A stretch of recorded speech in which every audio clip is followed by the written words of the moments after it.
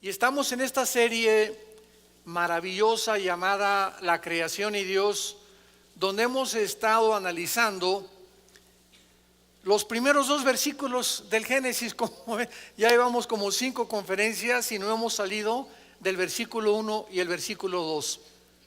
¿Por qué?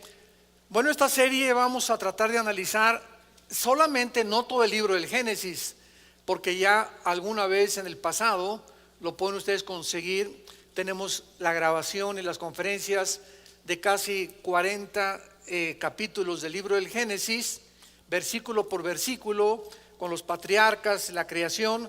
Pero me quise enfocar en estas últimas semanas o meses nada más en los primeros 2 capítulos del Génesis. En los primeros 2 capítulos del Génesis, que ustedes no se imaginan, les motivo para que compren las conferencias anteriores. La Creación y Dios se llama la serie. No se imaginan los secretos que se encuentran escondidos en los primeros 2 capítulos del Génesis, donde la Biblia relata la creación del universo y donde el Espíritu Santo nos comienza a mostrar que lo que sabemos, como dice 1 Corintios 8, no lo sabemos como lo deberíamos de saber. En otras palabras, yo he aprendido en los 41 años que ya tengo, no de edad, sino de cristiano y de predicar la palabra de Dios. Yo comencé a predicar la palabra en 1977. Ahí comencé como misionero en la sierra de Guerrero con Oaxaca. Estuve 3 años en la sierra con los indígenas, durmiendo en el suelo, tapándonos con periódicos. Ya en 1980 entré a formar parte de un equipo con un evangelista muy famoso, Luis Palao. Y en 1982-83 formamos Vida Nueva para México. Comencé dando clases. Yo nunca me imaginé, yo creí que era misionero, que Dios me había llamado para misionero, pero Dios me llamó después a enseñar, después como evangelista, y creo que actualmente, ¿verdad?, Dios me está usando como maestro. Entonces, a través de todos estos años he aprendido que lo que yo sabía, primero nos convertimos con un misionero bautista, mi hermano Alejandro y yo, que es el director del ITI, del Instituto Teológico Internacional. Después comencé a estudiar con los pentecostales, con iglesias de las Asambleas de Dios en Acapulco, después con presbiterianos. Entonces, estando en todas estas denominaciones cristianas, pude ver la diferencia entre unos, entre otros. Los presbiterianos enseñan la teología de la reforma, el pentecostalismo, ¿verdad?, pues le ponen más énfasis a los dones espirituales. Los bautistas le ponen más énfasis al evangelismo y a ganar las almas. Pero en todas estas circunstancias pude aprender que muchas cosas que me habían enseñado, yo tenía que venir particularmente a la Biblia y comenzar a redescubrir cosas que tal vez yo no había aprendido igual. Por ejemplo, casi durante los primeros 10 años de nuestro ministerio, nosotros no creíamos en los dones espirituales. Y no fue hasta más o menos en la década de los 90 cuando Dios me mostró que el hecho que haya abusos de los dones espirituales, y por ejemplo como el don de lenguas, no significa que esos dones no estaban vigentes.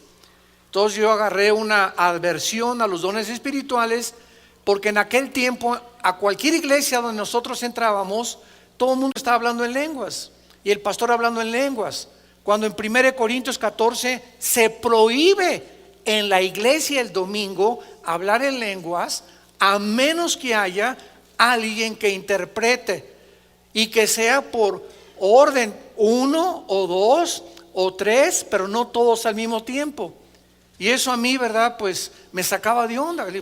¿Por qué los pastores no obedecen la palabra de Dios? Y a través del tiempo pues ya nos dimos cuenta, ¿verdad?, que todo hay un orden en la Biblia, y para eso se escribió todo el capítulo 14 de Corintios, para regularizar el don de lenguas, del cual se ha abusado muchísimo.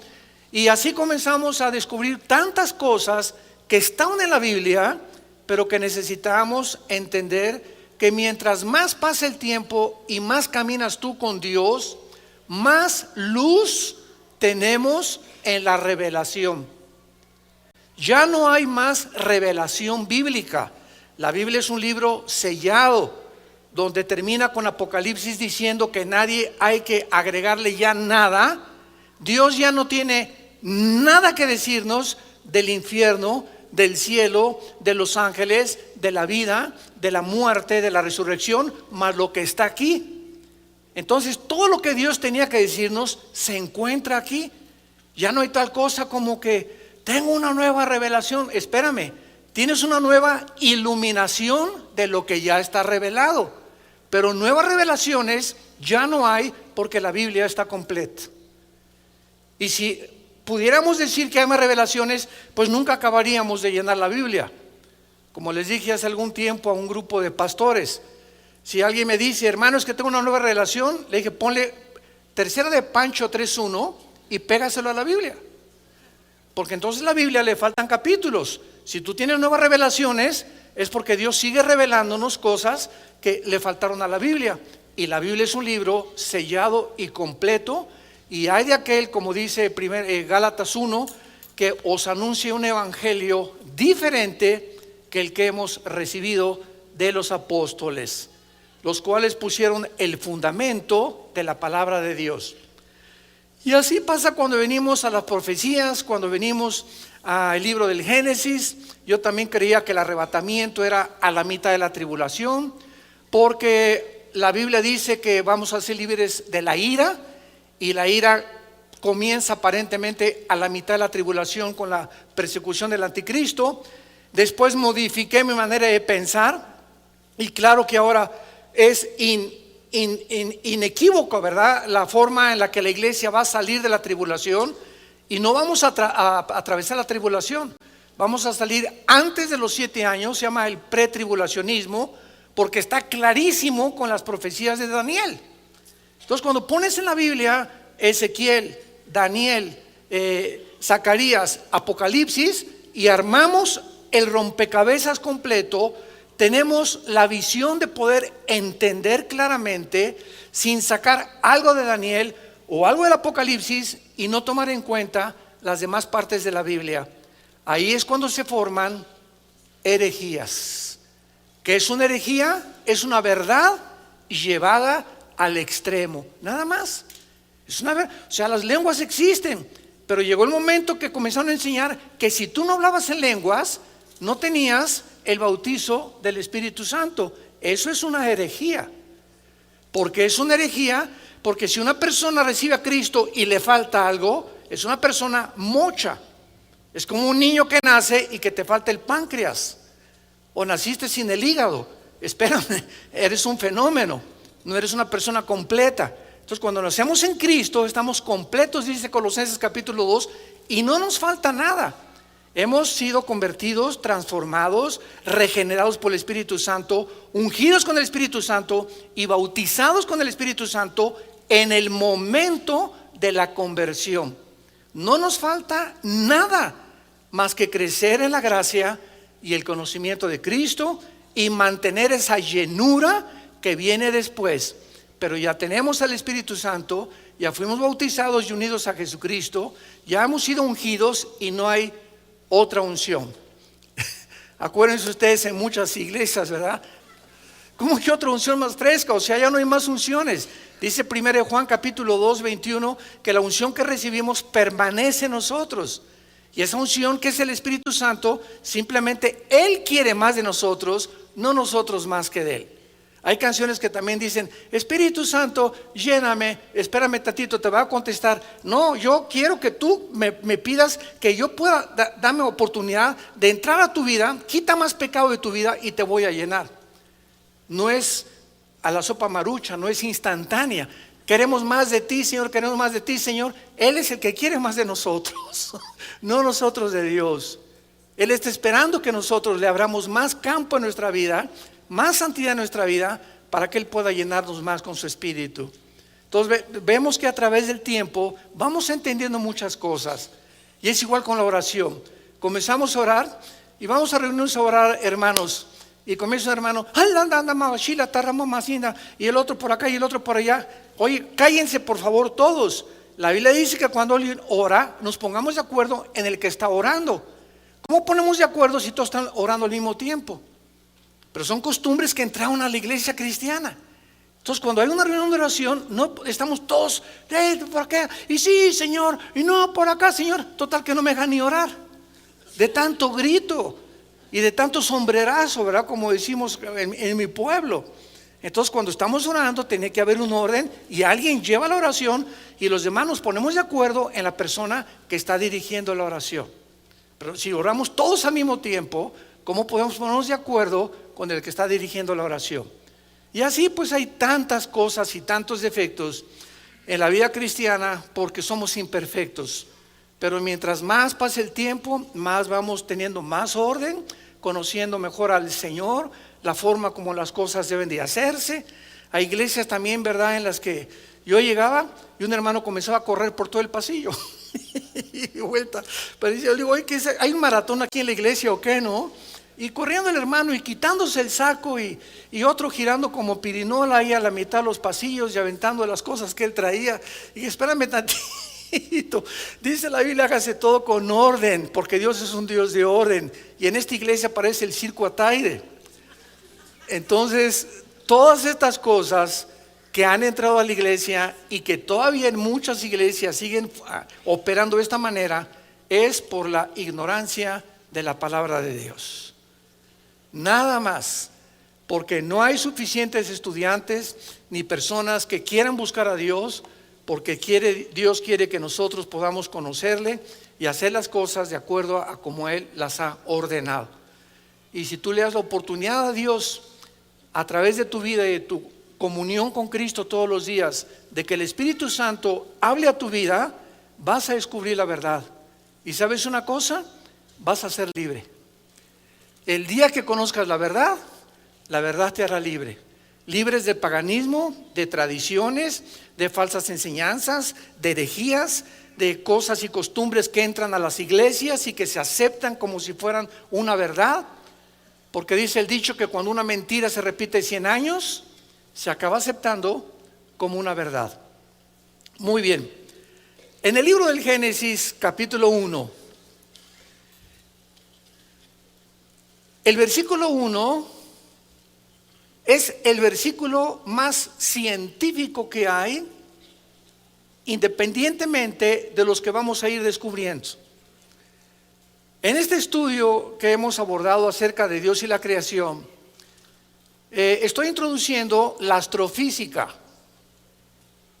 la física, la astronomía y todo lo que en el campo científico se ha descubierto siglos después de cuando se descubrió la Biblia, o siglos después cuando la Biblia ya estaba realmente hablando de cosas que los científicos después descubrieron para comprobar que la Biblia tenía razón.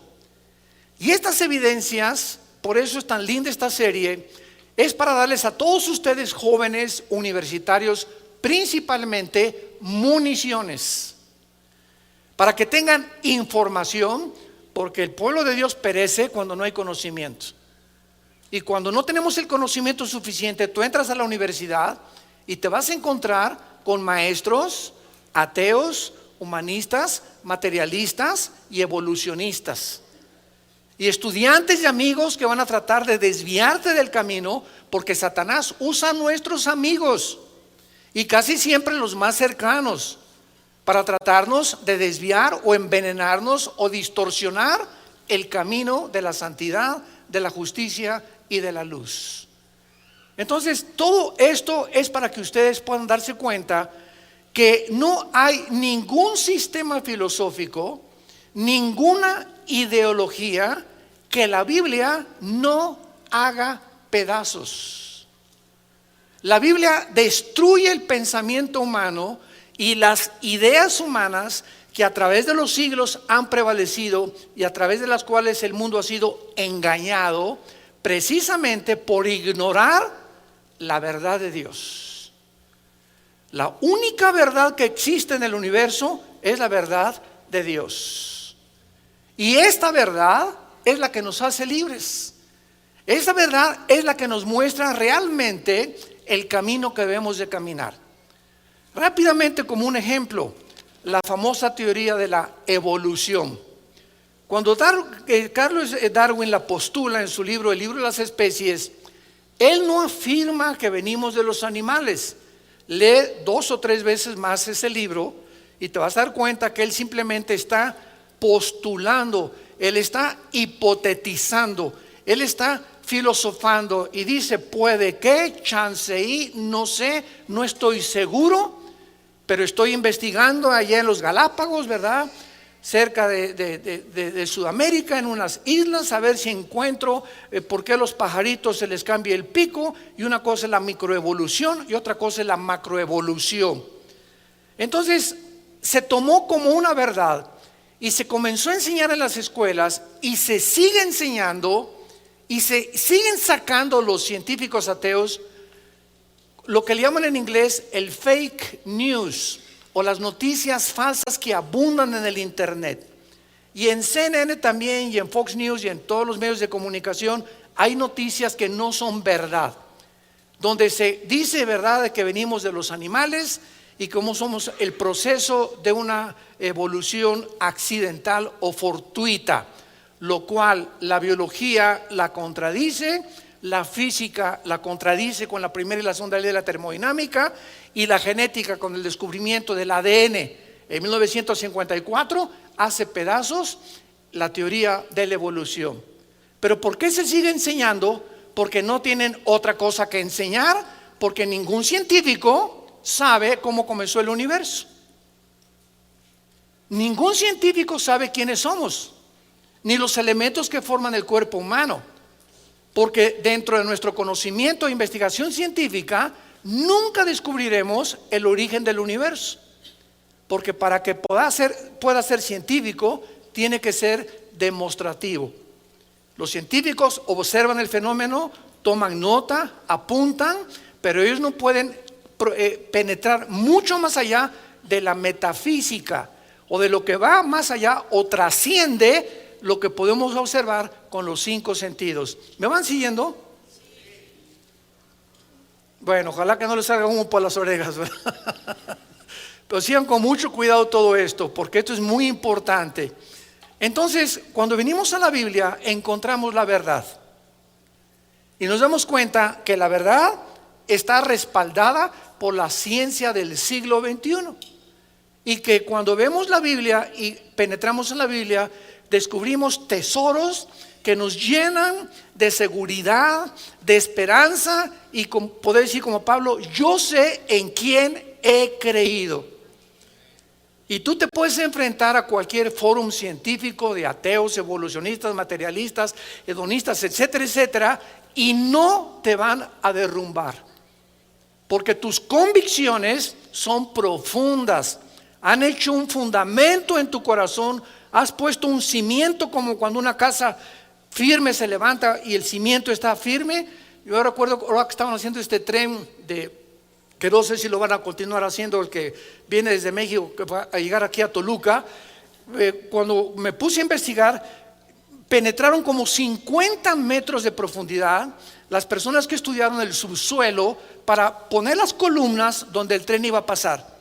O sea, se tenía que profundizar grandemente en la tierra para poder poner un cimiento y aguantar un tren y un temblor no pudiera derribar la cimentación. Entonces, mientras más profundo sea nuestra cimentación, más resistes los vientos de adversidad, lleno de engaños, de falsedades, de filosofías y de mentiras, de ideas de hombres como tú y como yo, Sigmund Freud, Carlos Marx, Friedrich Nietzsche, Jean-Paul Sartre, Bertrand Russell, Richard Dawkins, Stephen Hawking, hombres como tú y como yo. Ninguno de ellos fue Dios. Ninguno de ellos conoce de dónde venimos, ni quiénes somos, ni a dónde nos dirigimos. Para descubrir esto necesitábamos que Dios bajara al mundo en la persona de Jesucristo y nos revelara a través de la Biblia las cosas que por medio de nosotros mismos nunca las hubiéramos podido descubrir.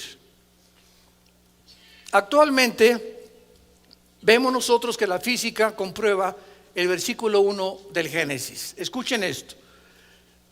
En el principio creó Dios los cielos y la tierra. En este primer versículo del Génesis encontramos los tres elementos que forman la investigación de la física, que es el espacio, apúntalo, la materia y el tiempo. Aquí encontramos los tres elementos que forman la investigación de los astrofísicos. O sea, cuando la Biblia dice en el principio creó Dios los cielos y la tierra, Dios nos está mostrando que el espacio, el tiempo y la materia no son eternos. El espacio tuvo un tiempo, la materia tuvo un tiempo y todo lo que existe a nuestro alrededor tuvo un principio que se descubrió hasta el siglo pasado. Por muchos años se estaba enseñando que el universo era eterno.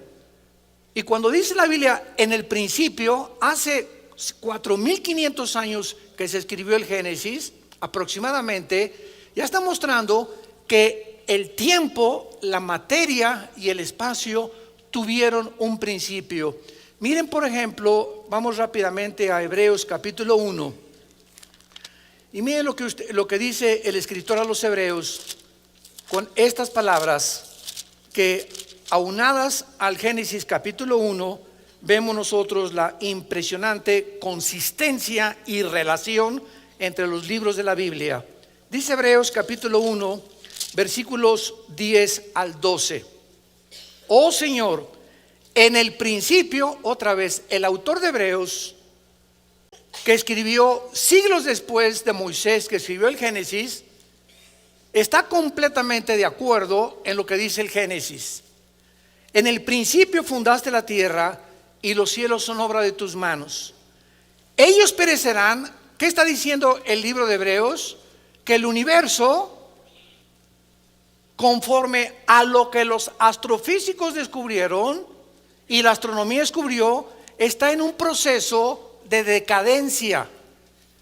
Se llama la segunda ley de la termodinámica, o también se llama en la física la ley de la entropía. Todo en el universo está sufriendo un desgaste, un deterioro, todo se echa a perder, todo se oxida. El sol está perdiendo millones de toneladas masa por segundo. Las galaxias están expandiéndose cada vez más. Las estrellas están desapareciendo. Hay muchas estrellas que en la noche salimos y las observamos y ya no existen. Pero desaparecieron hace 3, 4 millones de años. ¿Pero por qué las seguimos viendo? Porque la luz viaja. Cosa que lo vamos a comprobar en el libro de Job, como Dios en el libro de Job, y tiene la antigüedad del Génesis, nos muestra que la luz viaja. Las tinieblas son estáticas. Las tinieblas no viajan. En otras palabras, cuando aplicamos los procesos físicos o los principios físicos a los principios espirituales, si tú estás en la luz, estás viajando. Y si tú estás en tinieblas y no tienes a Jesús, eres una persona que no vas a llegar a ningún lado. Estás como trompo, así nada más dando vueltas como en el desierto. Ya tienes 10, 15, 20 años en tu vida. No has llegado a ningún punto en tu vida, porque solamente cuando estás en la luz viajamos en línea recta. El camino del justo es como la aurora, que va en aumento hasta que el día es perfecto.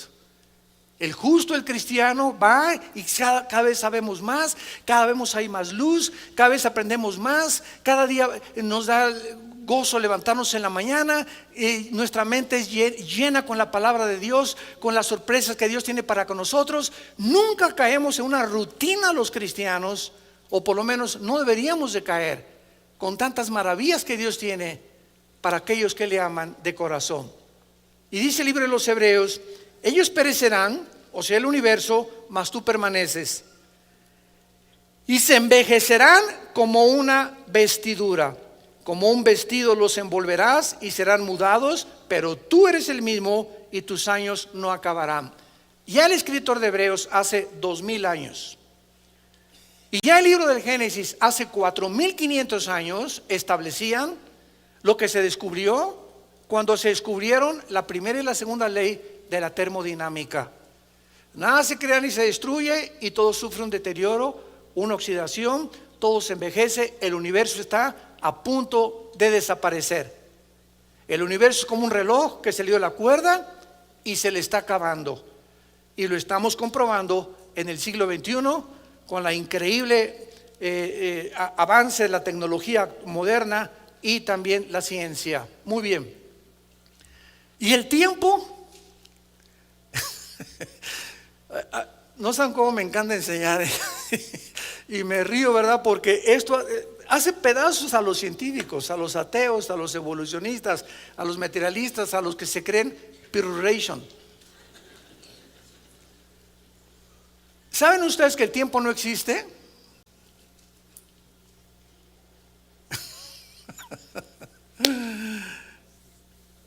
Si hubo un tiempo cuando comenzó el tiempo, vamos a ver, Dios habita la eternidad, ¿ok? Síganme con mucho cuidado. En la eternidad no existe el tiempo. Cuando Dios se revela a Moisés en Éxodo capítulo 3, Dios le dice a Moisés: yo soy el que soy.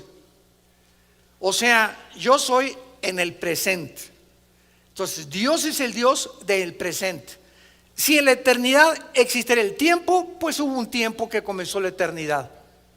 Y cuando hablamos nosotros de la eternidad, creemos que es un punto que comienza aquí y la eternidad es, nunca va a acabar esa raya.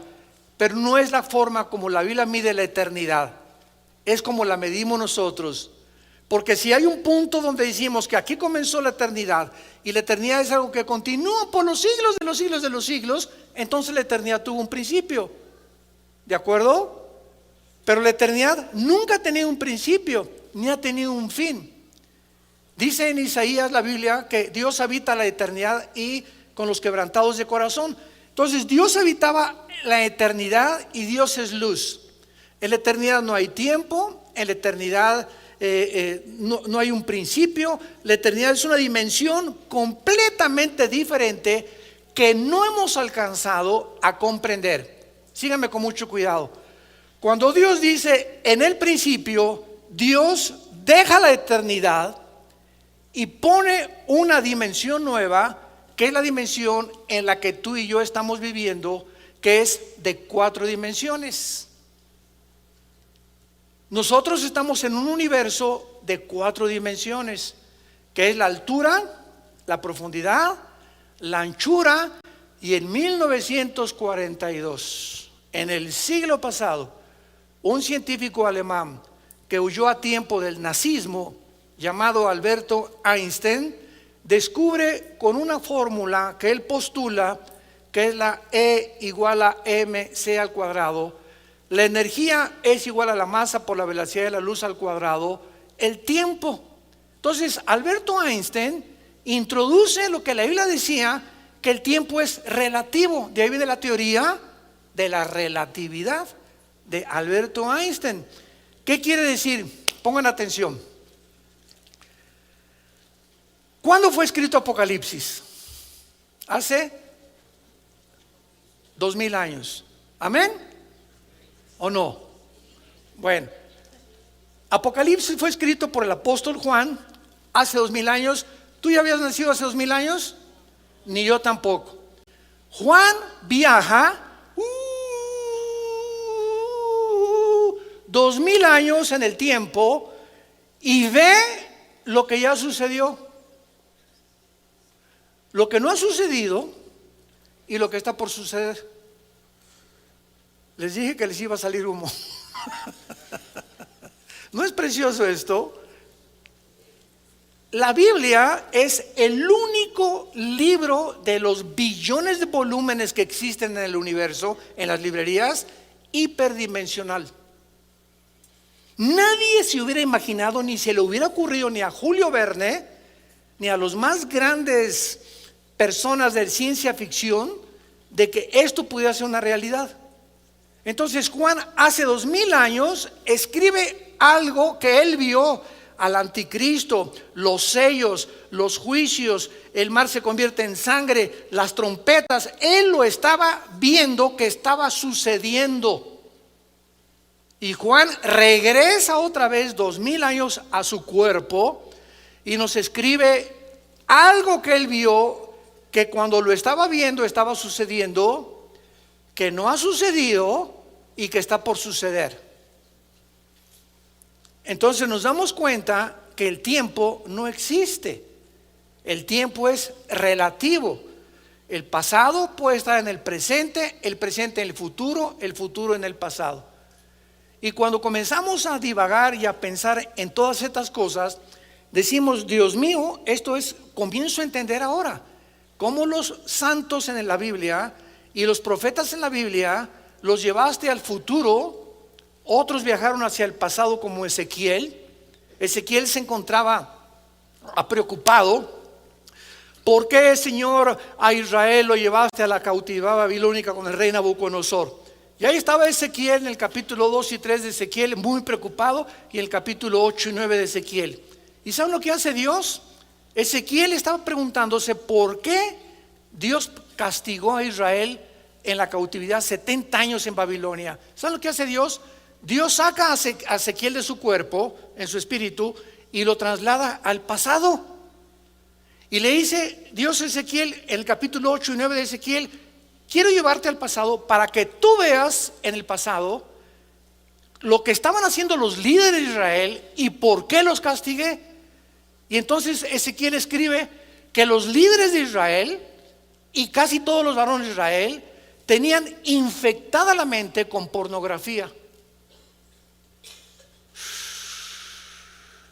Toda la mente de ellos estaba sucia con todas las inmundicias que Dios les prometió y las escribió en el libro de Levítico, capítulo 18, 9, 20, 21 y 22.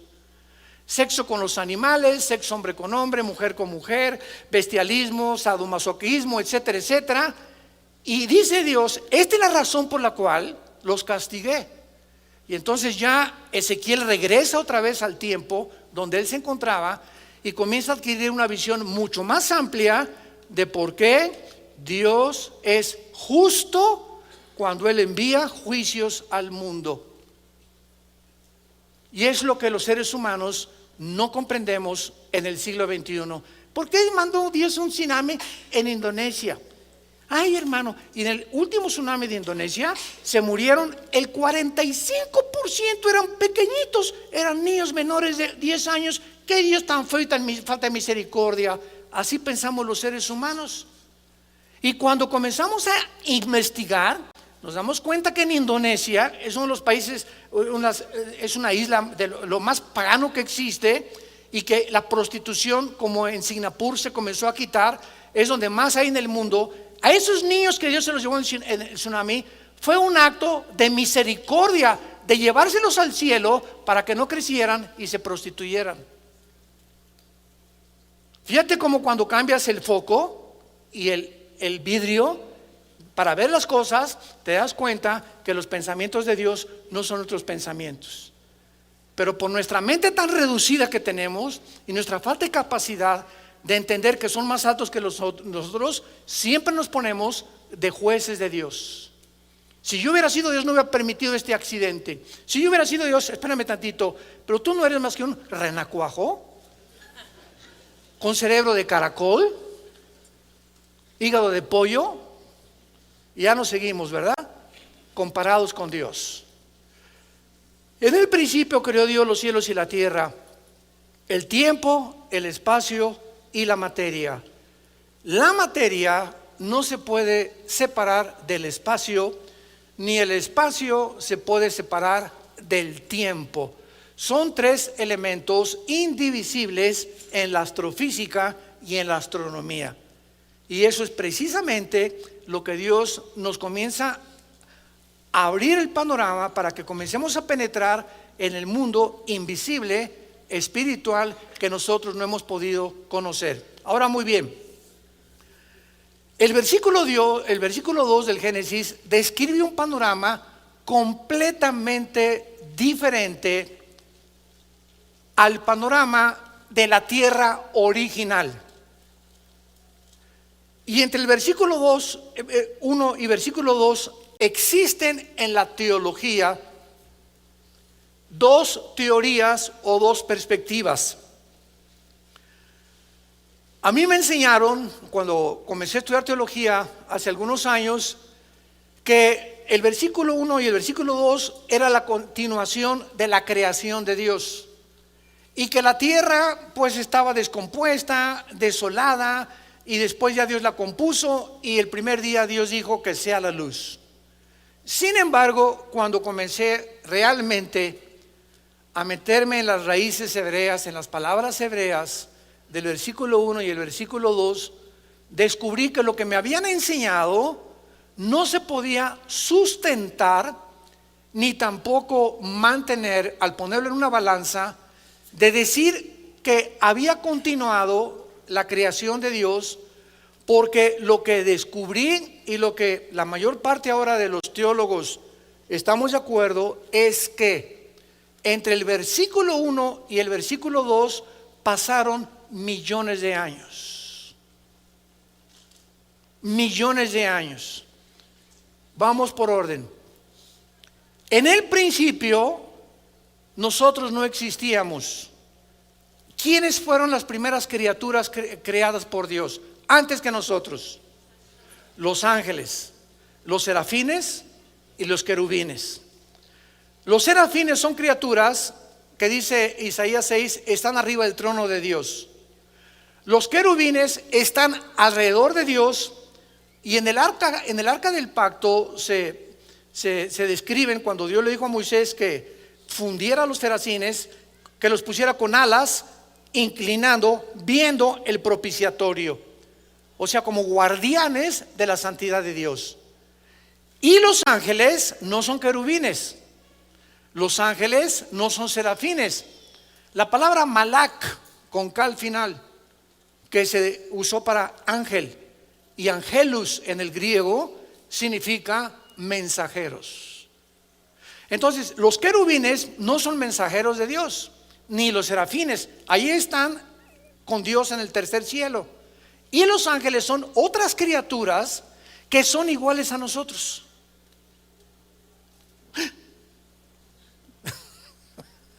Siempre que la Biblia describe ángeles, los describe con cuerpos humanos.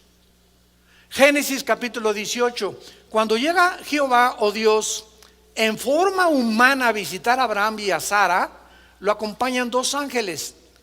Y cuando Abraham los ve, no dice: mira nada más, estos son marcianos o son jupiterianos. Para nada.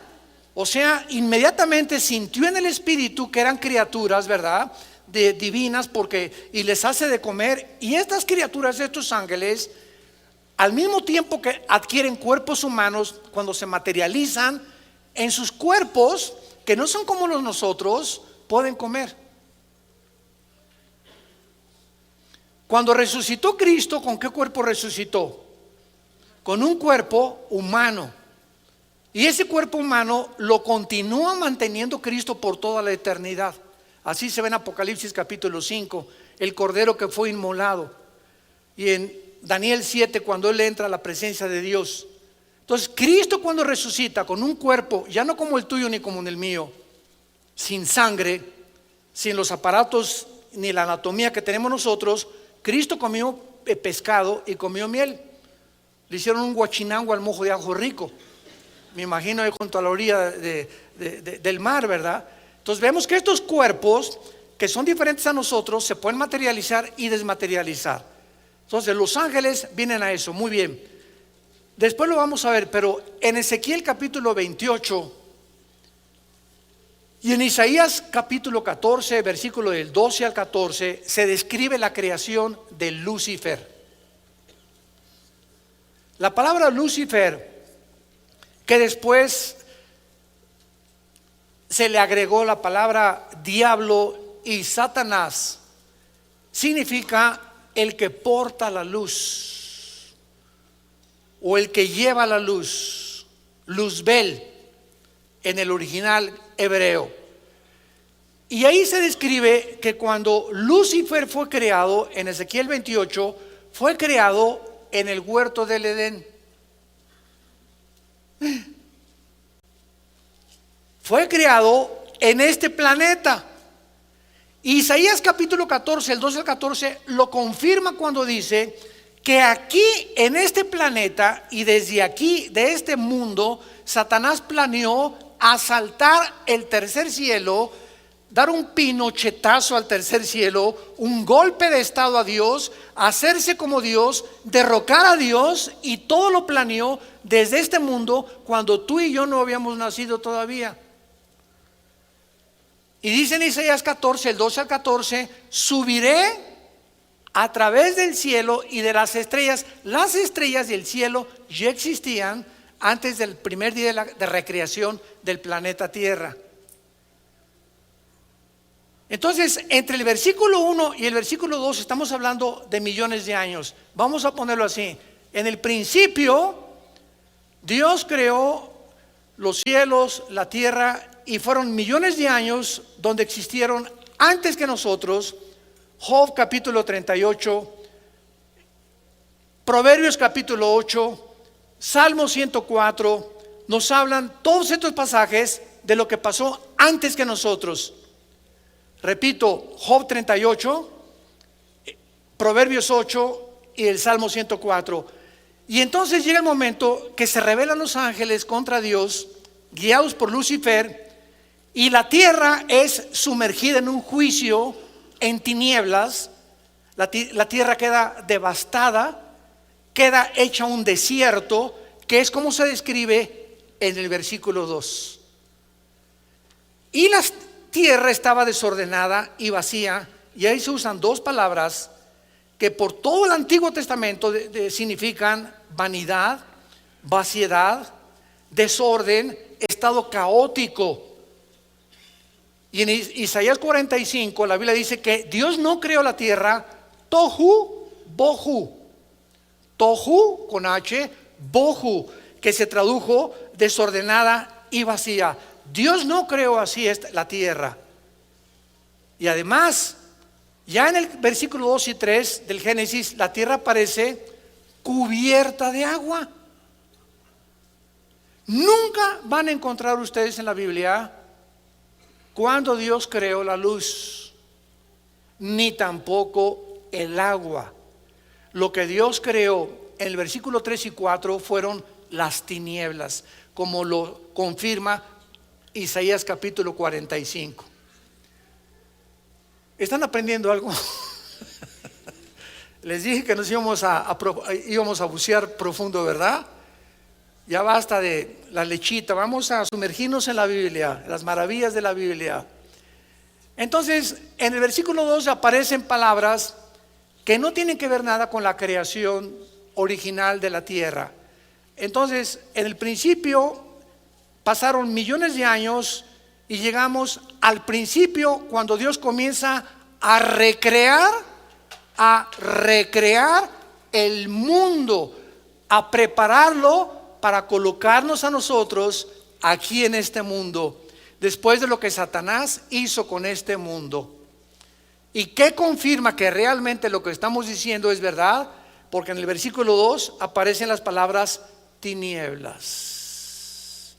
Vean las palabras del versículo 2: desorden, vaciedad o caos, tinieblas, abismo, que son palabras, 4 palabras que en toda la Biblia, no nada más en el Antiguo Testamento, están relacionadas con el pecado. ¿Qué hizo que la tierra fuera cubierta completamente de agua? Cuando dice la Biblia, en el principio Dios creó los cielos, Shamayim, que es cielos, y Eretz, con TZ al final, que es la palabra tierra para hebreo, significa tierra seca. Entonces, en el principio la tierra no estaba llena de agua. Fue en el versículo 2 donde aparece llena de agua. ¿Qué pasó entre el versículo 1 y el versículo 2?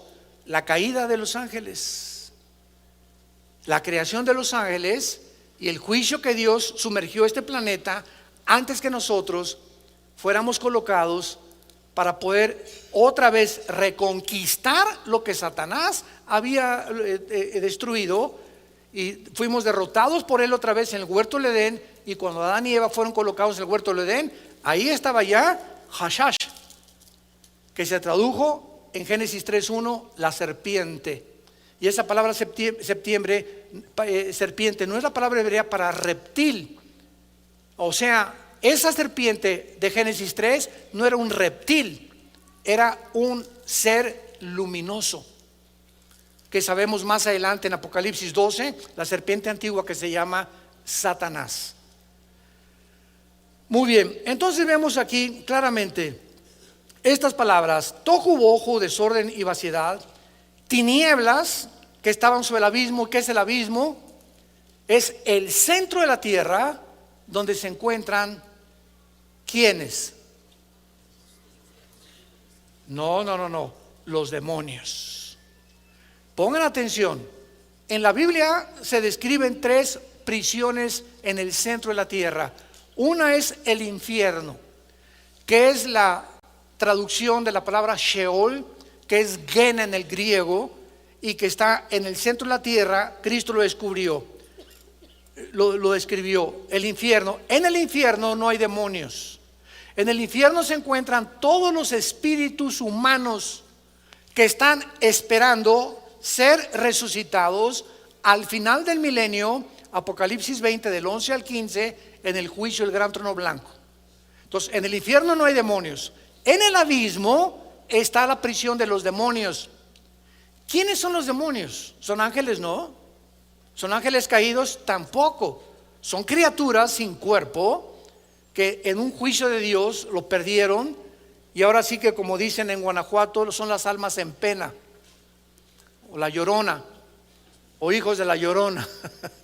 O sea, el mexicano hemos tratado de ponerle a las voces que se oyen en los callejones de Guanajuato y en San Miguel de Allende en la noche y en las provincias, etcétera, etcétera. Y aquí está la llorona y son los espíritus que murieron aquí, etcétera, etcétera. Todas esas cosas son demonios.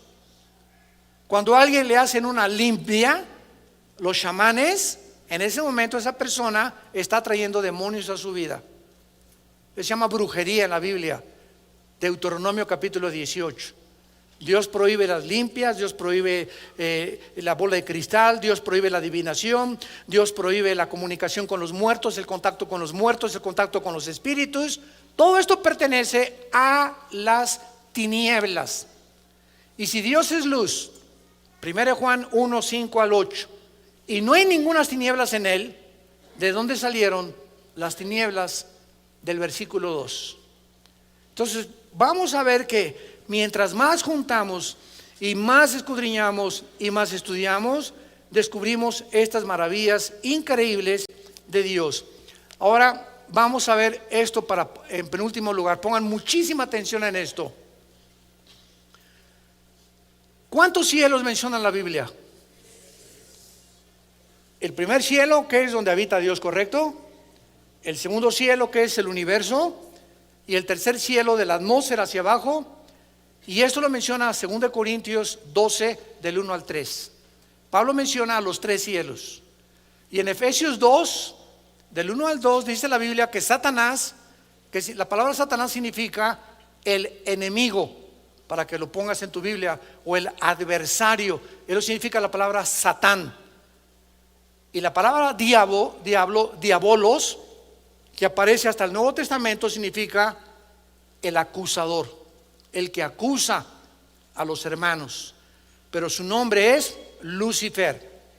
Cuando tú dices el licenciado Carlos Muñoz, licenciado es el título, ese no es su nombre, es un título, o doctor o ingeniero. Carlos es su nombre, Núñez es su apellido. Entonces, cuando hablamos del diablo, su nombre no es Satanás, su nombre no es el diablo, son títulos de él. Su nombre es Lucifer, el que llevaba o portaba la luz. Dios habita la eternidad, y entonces Dios crea los 3 cielos. Dios no habitaba en el tercer cielo. Dios ha comenzado a habitar en el tercer cielo desde el principio de la creación. Entonces Dios se baja de la eternidad al tercer cielo, donde pone sus cuarteles generales, y Él decide y determina en su soberanía habitar ahí, mientras gobierna este universo que ya va a terminar pronto. Y entonces crea debajo del tercer cielo el cosmos, que se tradujo como el mundo. Pero la palabra cosmos abarca todas las galaxias, los hoyos negros, todos los millones de galaxias y estrellas que existen. Todo nuestro universo es un universo cerrado. Es lo que Dios creó, y todo está bajo 4 leyes físicas: la ley de la gravitación, las leyes termonucleares y las leyes de la termodinámica, la ley de la ley de la termodinámica. Todo el universo está bajo estas 3 leyes y funciona bajo estas 3 leyes. Y después del cielo cósmico, Dios hace de la atmósfera hacia abajo el mundo en el que tú y yo habitamos, que se llama el primer cielo, que se llama en Efesios 2:1 el príncipe de la potestad del aire, a Satanás. O sea, Satanás opera de la atmósfera hacia abajo, y de la atmósfera hacia abajo operan las ondas de comunicación. El sonido se transmite en ondas. Si te sales de la atmósfera y el sonido no se transmite en ondas, la luz viaja en ondas, y toda la atmósfera hacia abajo. Ahorita estamos aquí, yo no oigo nada, pero si traigo un aparatito que se llama el radio y lo prendo, está la charrita del cuadrante, está FM, está AM, y solamente muevo una perillita y agarra una banda que yo no oigo con mis oídos físicos, pero aquí está junto a mí, junto a ti. Aquí estamos llenos de bandas que no vemos ni oímos, pero que existen y que son captadas por un aparato que se llama el radio. Y estas bandas y los medios de comunicación, dice la Biblia, están controlados por Lucifer. Primero Juan capítulo 5 versículo 19: el mundo entero está bajo el maligno. Apocalipsis capítulo 12 del 8 al 10: el diablo que engaña a través de los medios de comunicación al mundo entero. Cuidado con lo que oyes en el internet, en la televisión, en las telenovelas, en las redes sociales, lo que lees. No todo lo que estás leyendo y oyendo es verdad. La mayor parte de la información que recibimos los seres humanos está distorsionada, alterada y pervertida por las películas, por las magazines, por las telenovelas, por el internet, por todo lo que existe actualmente. Entonces nos damos cuenta que vivimos nosotros en el primer cielo, que es el cielo donde tú y yo podemos vivir. Nos salimos de la atmósfera, ya no hay oxígeno, el hidrógeno no está compuesto con la mezcla del oxígeno como está de la atmósfera hacia acá, y Dios nos puso, como dice Hechos 17, los límites de nuestra habitación para que viviéramos en este mundo y no te fueras de luna de miel a la luna, por el amor de Dios. ¿Quién va a preferir la luna a Cancún? Hemos comenzado con 2 versículos de la Biblia. Tenemos 6 conferencias con estos 2 versículos, para que vean ustedes a dónde nos quiere llevar Dios: escudriñar las Escrituras. Juan 5:39: hagan pozos, escarben, búsquenme y van a vivir, dice Dios en toda la Biblia. Pero ya no hay estudiantes de la Biblia, demasiado tiempo en la televisión, ni Aliti vienen los sábados a querer estudiar más teología. Los cristianos están llenando las iglesias de personas sin conocer a Dios, ni tener convicciones profundas en sus vidas para poder pararte delante de cualquier auditorio, en tu universidad, en un foro científico con maestros, y los haces pedazos a cualquiera que quiera levantarse contra el conocimiento de Dios. 2 Corintios 4 del 8 al 10. Refutando argumentos y toda altivez que se levanta contra el conocimiento de Dios, y llevando cautivo todo pensamiento a Cristo Jesús. Te damos gracias, Señor, en esta mañana por tu palabra. Vida Nueva para el Mundo se sostiene y propaga el mensaje de salvación de Jesucristo gracias a Dios y a tus donativos. Llevemos juntos el Evangelio de Jesucristo al mundo entero. Realizamos eventos, seminarios, congresos y diferentes programas para dar a conocer el mensaje de salvación y el poder de nuestro Señor, transformando y edificando vidas de mujeres, hombres, niños alrededor del mundo. ¿Qué pasa cuando decides hacer tu donativo? Aunque no puedas llevar la palabra personalmente a todo el mundo, de esta forma lo estás haciendo. Con tus donativos o aportaciones, estás sembrando y formando parte de lo que Dios está haciendo en su obra. Estás ayudando a traer luz a la oscuridad, paz al conflicto y esperanza a los que no tienen ninguna. Dona desde México.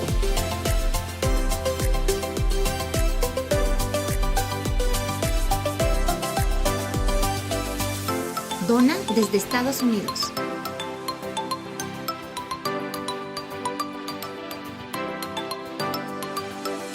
Para el resto de donaciones de otras partes del mundo, www.vidanuevaparelmundo.org.mx/dona. Estamos cumpliendo la gran comisión. Por tanto, vayan y hagan discípulos a todas las naciones, bautizándolos en el nombre del Padre, del Hijo y del Espíritu Santo, enseñándoles que guarden todas las cosas que les he mandado. Y he aquí que yo estoy con ustedes todos los días hasta el fin del mundo.